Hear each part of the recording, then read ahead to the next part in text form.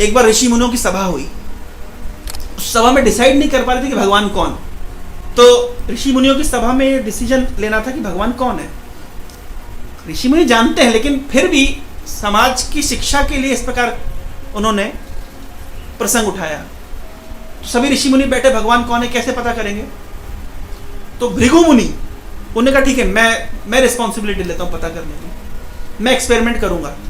तो भृगु मुनि गए, सबसे पहले गए ब्रह्मा जी के पास, और ब्रह्मा जी को जाकर के उन्होंने प्रणाम नहीं किया।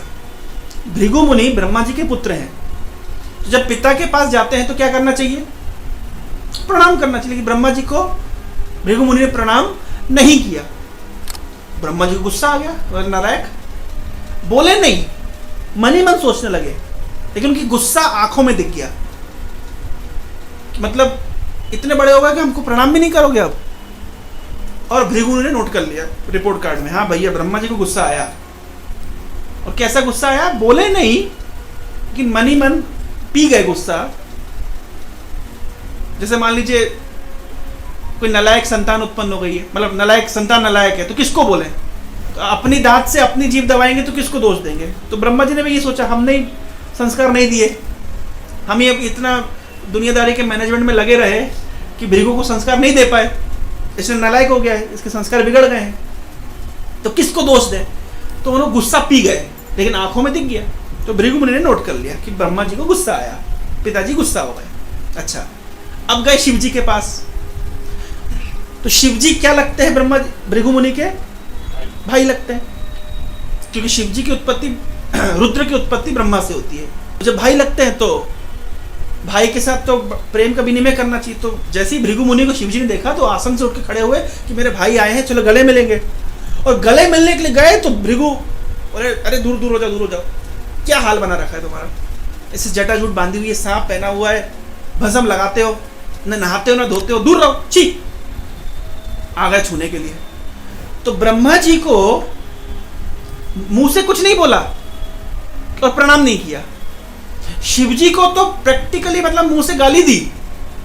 शिव जी को भयंकर गुस्सा उठाया, उन्हें त्रिशूल और मारने चले। तो पार्वती मैया ने पकड़ लिया, बोले अरे भैया का मर्डर करोगे, न्यूज़पेपर में खबर आ जाएगी, लोग क्या सोचेंगे।